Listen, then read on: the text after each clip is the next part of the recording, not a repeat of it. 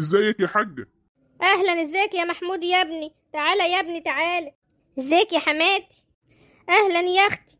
تعالوا يلا عشان ندخل جو. انا عارفه ايه اللي جايبهم بدري كده. مالك يا حاجة متضايقة كده؟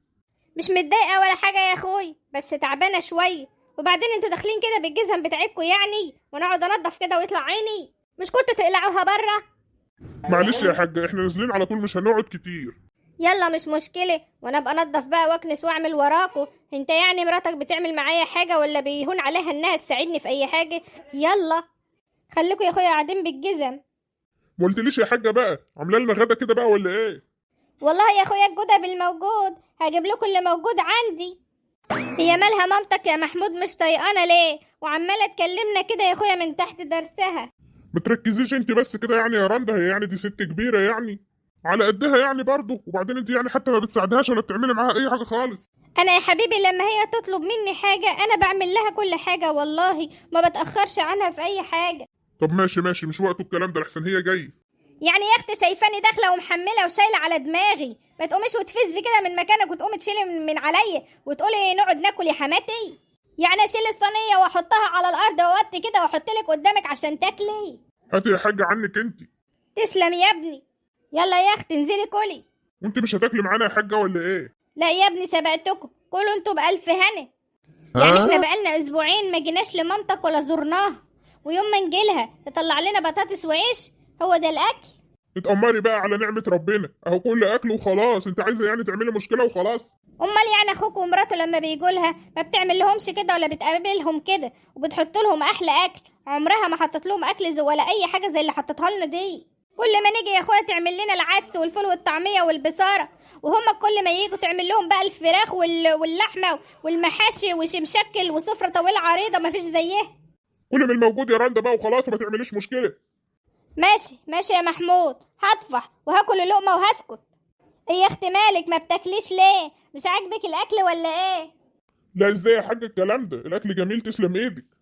ماشي يا ابني بألف هنا. قومي يا بنتي يلا شيلي الصينيه ديت والحاجات ديت دخلها المطبخ يلا. حاضر يا حماتي. انا هنزل انا بقى يا حاجة، هتعوزي مني حاجة؟ لا يا ابني كتر خيرك، عايزه سلامتك. انا نازل يا رندا، عايزة حاجة؟ لا يا حبيبي عايزه سلامتك، ما تتأخرش بقى عليا. شطبي يا بنت المواعين اللي عندك في المطبخ دي كلها، ما تسيبيش اي حاجه خالص في الحوض. حاضر يا حماتي. ده اكيد حسام ومراته، واما اروح افتح لهم.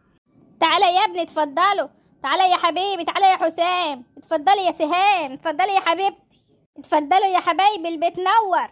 اسكتي يا حماتي، دي ماما جابت لك حته عبايه شافتها في المحل تحت، قالت انما ايه جميله قوي، هتبقى حلوه على حماتك قوي. طول عمرها ذوقها جميل وست عندها ذوق. الله، هو انت هنا يا رندا؟ ازيك يا حبيبتي عامله ايه؟ الحمد لله كويسه بخير والله. امال فين جوزك يا رندا؟ عنده شغل. يلا ربنا يعينه. استنوا بقى يا ولاد اما احط لكم تتغدوا، اكيد لسه ما اتغديتوش. انت عارفه بقى يا حاج، احنا بنستنى اليوم ده عشان نيجي نقضيه معاك ونتغدى معاك. ثواني يا حبايبي والاكل هيكون جاهز. تعالي ورايا يا رندا. حاضر يا حماتي. لو انت مش مجهزه حاجه يا حاج انا ممكن اطلب دليفري ونتغدى كلنا سوا. لا يا ابني الخير كتير والحمد لله، دليفري ايه اللي هتطلبه؟ بيت امك كله خير يا ابني. ربنا يوسع عليك يا حاجه ويديمها نعمه. يلا يا حبايبي كلوا بألف هنا وشفا. طب يلا يا حاجه بقى كده ناكل سوا كده لقمه مع بعض، يلا يا رندا. لا يا حبيبي احنا سبقناك بألف هنا وشفا انت ومراتك. لا والله لازم ناكل لقمه مع بعض، يلا يا رندا يلا يا حاجه، ما يصحش كده. لا الحمد لله انا لسه واكله والله الحمد لله شكرا. بقولك ايه يا رندا، في شويه حلل كده في المطبخ انا لسه مفضياهم مطلعه منهم الاكل كله، يلا ادخلي بقى كده ادعكهم لي دعك حلو ونضفهم لي بقى كده وخلي لي المطبخ ايه بيبرق. حاضر يا حماتي. يا ماما ما كنت تسيبيها تقعد تاكل معانا. كلت يا حبيبي كلت يا حبيبي الحمد لله، كل انت بس ما تشغلش دماغك. دي جت هي واخوك قبلكوا بشويه وانا حطيت لهم واتغدوا خلاص. ماشي يا حاج. دوقوا الاكل الجميل بتاعي بقى وقولوا لي ايه رايكم. من غير ما ادوق يا حاج، انا عارف اكلك جميل ما شاء الله عليه. تسلم لي يا ابني، ربنا يخليك ليا يا رب. الحمد لله يا ماما، تسلم ايدك على الاكل الجميل ده، نفسك في الاكل تحفه. انا هسيبكم انا بقى وانزل بقى عشان اشوف شغلي. هتنزل كده على طول؟ ما تقعد نشرب الشاي ولا حاجه، ولا حاجه ساقعه ولا اي حاجه.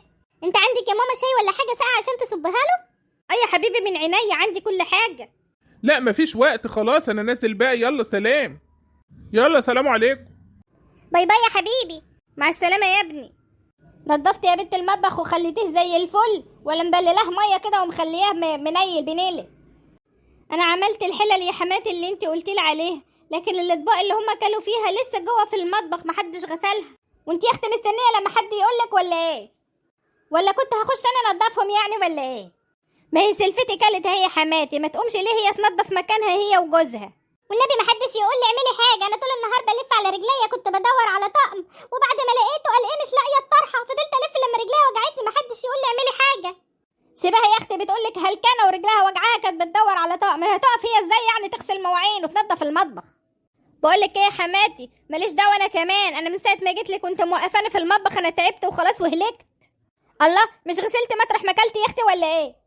مطرح ما اكلت برضه يا حماتي، هو انت قدمتي لي ايه يعني عشان يبقى فيه اطباق ومواعين وحاجات عشان اغسل مكاني؟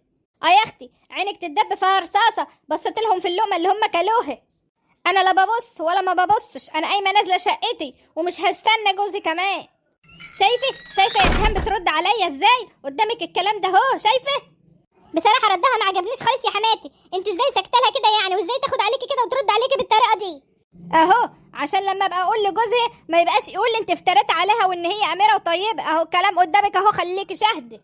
ودلوقتي بقى المواعين اللي في المطبخ دي مين اللي هيعملها؟ صحيح يا حماتي، ده انا افتكرت مشوار مهم جدا، ده انا نسيت اجيب الشوز بتاع الطقم، انا نازله بقى وهبقى اكلم حسام واقول له ان انا روحت البيت. شوفي البيت نزلت هي رخرة عشان ما تغسلش المواعين، يلا نيلك. ايه يا حبيبتي ما استنيتنيش ليه لما اجي عشان نروح سوا؟ بصراحه انا ما عدتش عايزه اروح عند مامتك خالص، دي بتعاملني اسوأ معامله، بتعاملني وحش جدا، ما ينفعش كده، انا خلاص تعبت. كل ده عشان ايه يعني؟ عشان حطيت لنا شويه اكل كده يعني، لقمتين عيش وشويه بطاطس، ايه يعني ما فيهاش مشكله يعني. لا يا محمود مش عشان كده، يكون في معلومك انت نزلت من هنا واخوك ومراته جم من هنا، حطت لهم احسن اكل، فراخ وبطاطس ولحمه، وحطت لهم كل حاجه حلوه. حطت لهم فراخ ولحمه؟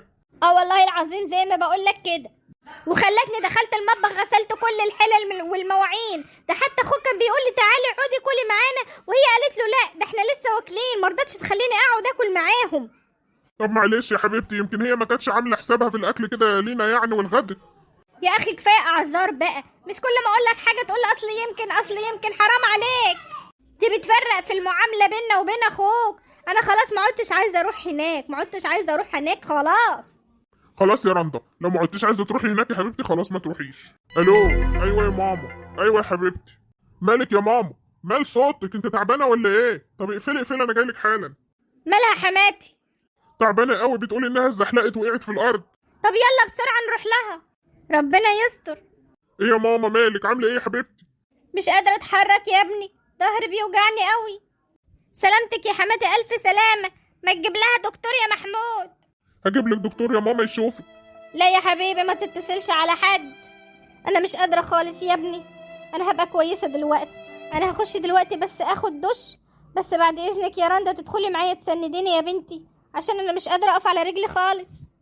وماله يا حماتي؟ يلا يا حبيبتي قومي يلا معايا، بس انا قبل ما ادخل الحمام انا عايزه اعتذر لكم انتوا الاتنين. مش وقت الكلام ده يا حاجه، قومي يلا. لا يا ابني انا لازم اعتذر لكم، انا غلطت في حقكم غلط جامد، انا طول السنين اللي فاتت دي كلها وانا بفرق في المعامله بينك وبين اخوك ومراته، وانا بصراحه حاسه ان اللي انا فيه ده عقاب من ربنا. انا اسفه يا رندا، انا كنت غلطت في حقك، سامحيني يا بنتي، بس ده من عشمي والله يا بنتي، عشان انت طيبه زياده عن اللزوم.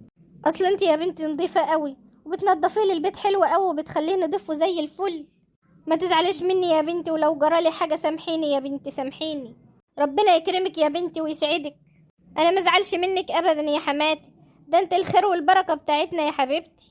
هزعل منك ازاي بس؟ ده انت زي امي. قومي يلا يا حبيبتي معايا عشان اسندك وادخلك، احميكي واغيرلك. اصل هدومك بقت مبلوله خالص يا حماتي، انت كده هتاخدي برد.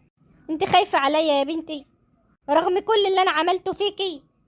ايوه طبعا يا حماتي، طبعا ما زعلش منك وخاف عليكي، ده انت ام الغالي. اوعدكم من هنا ورايح ان ما عدتش اعمل فيكم حاجه ابدا تزعلكم، وعاملكم بما يرضي الله. معلش يا ولاد، سامحوني واعذروني، اصل الواحد لما بيكبر شويه مخه بيفوت، يلا الحمد لله الحمد لله يا رب.